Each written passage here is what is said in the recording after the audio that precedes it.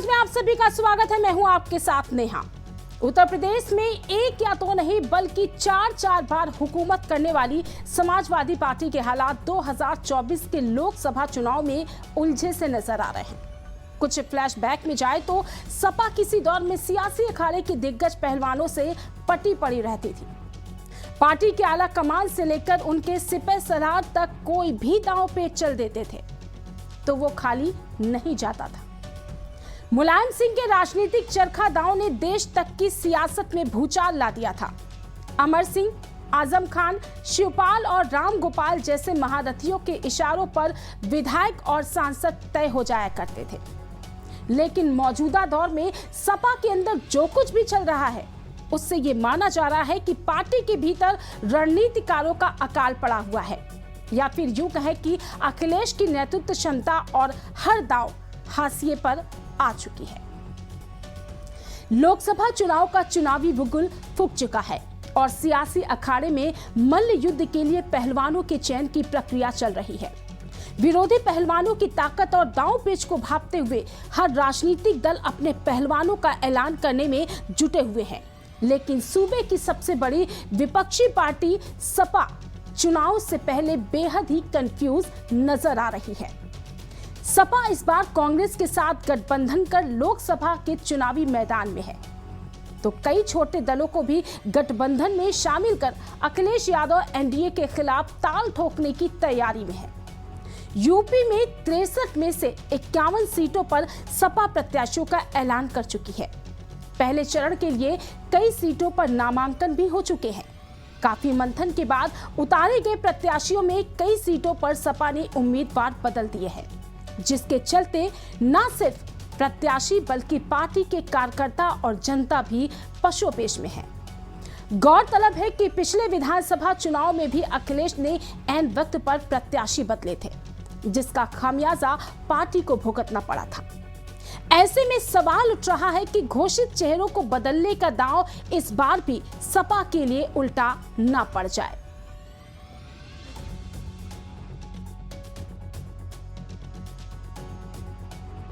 सत्ता परिवर्तन का ख्वाब लेकर चुनावी मैदान में उतरी सपा की प्रत्याशी परिवर्तन की रणनीति की शुरुआत बदायूं से हुई थी।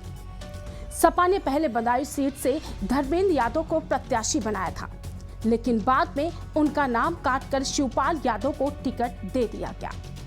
अब फिर से बदायूं से उम्मीदवार बदले जाने की चर्चा तेज है।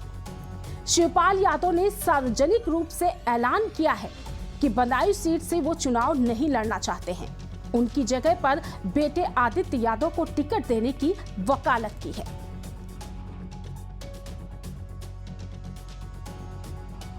देखिए, आज गुन्नौर विधानसभा का ऐतिहासिक कार्यकर्ता सम्मेलन हुआ है और इसी तरीके से बिसौली हो चुका है, बदायूं विधानसभा का हो चुका है, सैसवान विधानसभा का हो चुका है।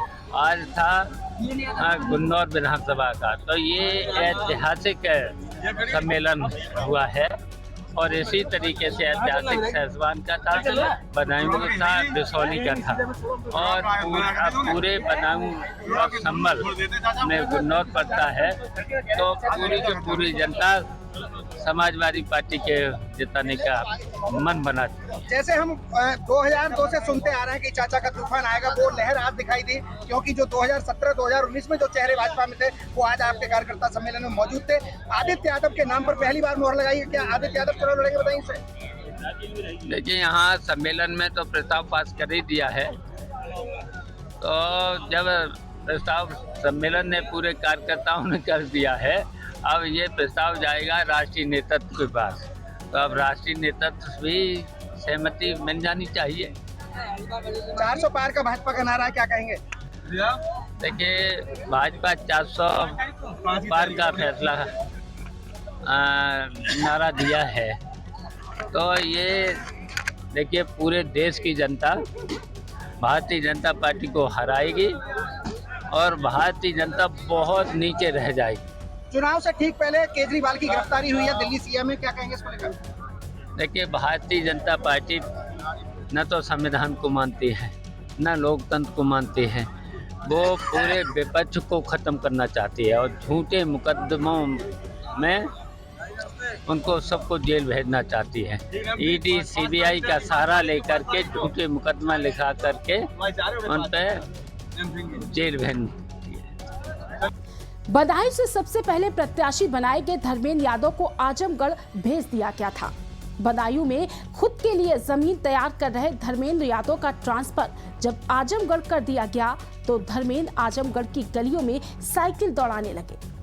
लेकिन इसी बीच सपा मुखिया अखिलेश के आजमगढ़ से लड़ने की चर्चा भी तेज हो गई। बदायूं ही नहीं बल्कि बिजनौर, मुरादाबाद, नोएडा, मेरठ लोकसभा सीट पर अखिलेश यादव प्रत्याशी बदल चुके हैं।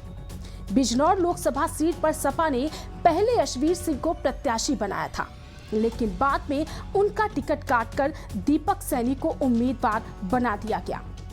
इसी तरह मेरठ सीट से पहले तो सपा ने सुप्रीम कोर्ट के वकील भानु प्रताप सिंह को टिकट दिया, लेकिन बाद में उनका टिकट काटकर अतुल प्रधान को प्रत्याशी बना दिया है। मेरठ सीट से सपा विधायक रफीक अंसारी ने भी पर्चा खरीद लिया है, तो योगेश वर्मा भी दावेदारी कर रहे हैं।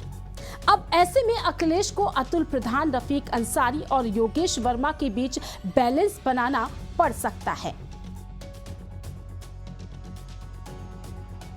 नोएडा लोकसभा सीट से सपा ने पहले डॉक्टर महेंद्र नागर को उम्मीदवार बनाया था, लेकिन बाद में उनकी जगह राहुल अवाना को टिकट दिया। यहीं पर बात खत्म नहीं हुई।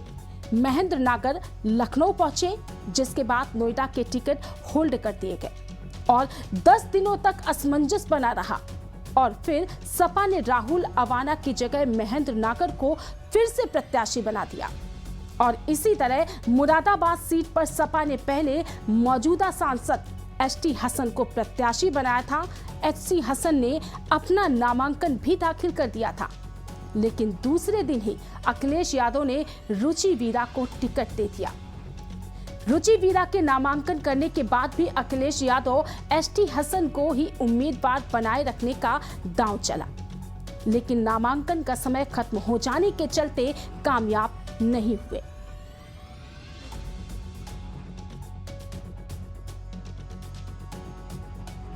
लेकिन इन सब में सबसे ज्यादा हॉट सीट बदायूं है और यही वजह है कि बदायूं लोकसभा सीट को लेकर सियासत गर्मा गई है। समाजवादी पार्टी इस सीट से शिवपाल यादव को मैदान में उतार रही है, लेकिन चर्चा है कि वो यहां से अपने बेटे आदित्य यादव को चुनाव लड़ाना चाहते हैं और इसके लिए कार्यकर्ताओं की ओर से एक प्रस्ताव पारित कर अखिलेश यादव की स्वीकृति के लिए भेजा गया है। और चर्चा है कि शिवपाल यादव यहां से अपने बेटे आदित्य यादव को मैदान में उतारना चाहते हैं। इशारों ही इशारों में उन्होंने इस बात का संकेत भी दे दिया है। मंगलवार को हुए सपा सम्मेलन में बदायूं की सीट से आदित्य यादव को लड़ाने का प्रस्ताव पारित कर उसे अखिलेश यादव के पास भेज दिया गया है और इस सम्मेलन में खुद शिवपाल यादव भी शामिल थे। दरअसल संभल जनपद के कस्बा बबराला में सपा का एक कार्यकर्ता सम्मेलन कार्यक्रम था। ये इलाका बदायूं लोकसभा में आता है।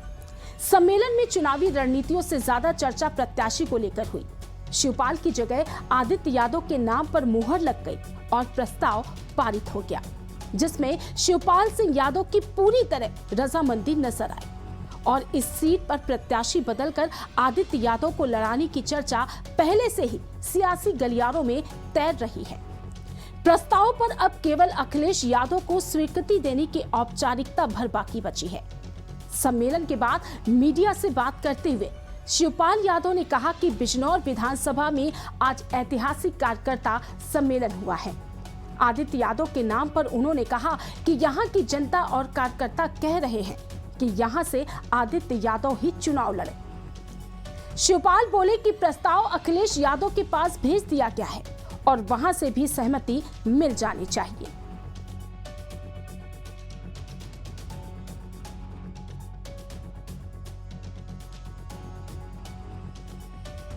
अब हम आपको सपा परिवार के दो बड़े नेताओं की दो अलग अलग बयान सुनाते हैं। आप सुनिए और समझिए कि इन दोनों बयानों के मायने क्या हैं और फिर तय कीजिए कि चुनाव से ठीक पहले रणनीतियों में उलझी पार्टी और पार्टी के मुखिया अखिलेश के परिवार में क्या वाकई सब कुछ ठीक चल रहा है। जिस तरह से बदायूं में आप कैंपेन कर रहे थे, कल अचानक सूचना मिली कि कार्यकर्ताओं ने आदित्य के लिए मोहर लगाई है। क्यों ऐसा हुआ कि आप चुनाव लड़ रहे थे और आदित्य पे भरोसा जता रहे हैं? अरे तुम लोग पढ़े लिखे लोग, वहाँ जनता ने जहाँ जहाँ गए हैं, मीटिंग करी है, सम्मेलन करे हैं, तो जनता ने मांग करी है कि एवा चाहिए, तो मांग करी है। तो अब टिकट की क्या संभावना है, कब तक मिल जाएगी, कैसे फिर आप देखते हैं कि आदित्य को टिकट मिलती तो कितनी जीत, कितने मतों से? ये बताओ, अभी जो समाजवादी पार्टी की सूची जारी हुई है उसमें किसका नाम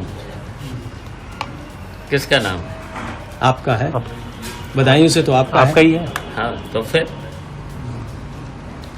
तो देखिए, मांग करी है, मांग तो कोई कर सकता है जी। तो सूची तो राष्ट्रीय नेतृत्व ही जारी करेगा, तो जारी करी है, उसमें हमारा नाम है। और ये देखिए, कुछ रणनीति के हिस्से होते हैं, अब वो रणनीति तो आपको तो नहीं बता दी जाएगी। रणनीति को रणनीति नहीं।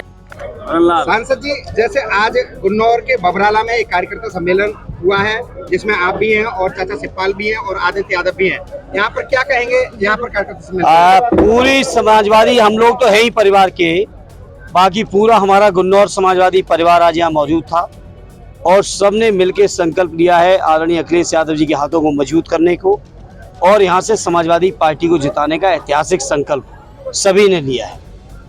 जैसा आपने एक संकेत दिया कि 2019 में तोता घुस गया था, क्या अब भी कोई आशंका है गड़बड़ी की? बीजेपी के लोग कभी भी कुछ भी कर सकते हैं बेईमानी के लिए, इसलिए अपने कार्यकर्ताओं को मैं सजग कर रहा हूँ कि 19 में जो हार हुई है वो स्वाभाविक हार नहीं थी, बेईमानी से हराया गया है और बीजेपी बेईमानी से जीती थी। आज चाचा ने पहली बार मंच से ये कहा है कि यहाँ से चुनाव आदित्य यादव लड़ेंगे, इस पर आप मोहर लगाते हैं? बिल्कुल, जो भी पार्टी का फैसला होगा, मैं तो और मुझे खुशी होगी। चाचा के लिए काम करने में थोड़ा सा एक हिचक रहती, आदित्य के लिए और ज्यादा काम करेंगे। तो आगे क्या संभावनाएं हैं यहाँ को लेकर, बदायूं की जीत को लेकर क्या कहेंगे? जीतेगी पार्टी, ऐतिहासिक वोटों जीतेगी। भाजपा 400 पार का नारा दे रही है। भाजपा से कहो कि पुराने नारे पहले पूरे करें, पहले रोजगारों वाले नारे पूरे करें, पहले किसानों की आमदनी के नारे पूरे करें, पहले महंगाई कम करने के नारे जो दिए थे वो पूरे करें, उसके बाद नए नारे दें। जनता हर दिन नए नारे नहीं सुनना चाहती है, जनता काम देखना चाहती है। अंत में एक सवाल और, केजरीवाल की गिरफ्तारी को लेकर क्या कहेंगे दिल्ली में? ये समाजवादी पार्टी क्या पूरे विपक्ष के खिलाफ बीजेपी के लोग षड्यंत्र कर रहे हैं, लेकिन हर षड्यंत्र का जवाब जनता देगी। बस। एक तरफ शिवपाल यादव कह रहे हैं कि जनता और कार्यकर्ता चाहते हैं कि आदित्य को चुनाव लड़ना चाहिए, तो दूसरी ओर धर्मेंद्र यादव का कहना है कि चाचा शिवपाल को लड़ाने में थोड़ा संकोच होता है, अब भाई आदित्य को शिद्दत से लड़ाएंगे। यानी दोनों ही नेताओं के बयान इस बात का भी संकेत दे रहे हैं कि परिवार में भी अंदर खाने कोई तो खिचड़ी पक रही है।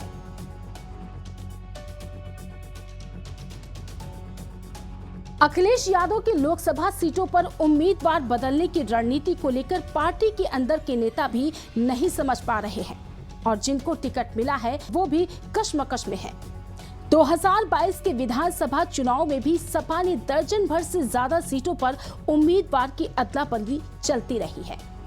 यूपी में कई सीटों पर सपा के दो उम्मीदवारों ने नामांकन कर दिया था, जिसके बाद एक कैंडिडेट के नामांकन को रद्द करने के लिए अखिलेश यादव को निर्वाचन अधिकारी को पत्र भी लिखकर देना पड़ा था।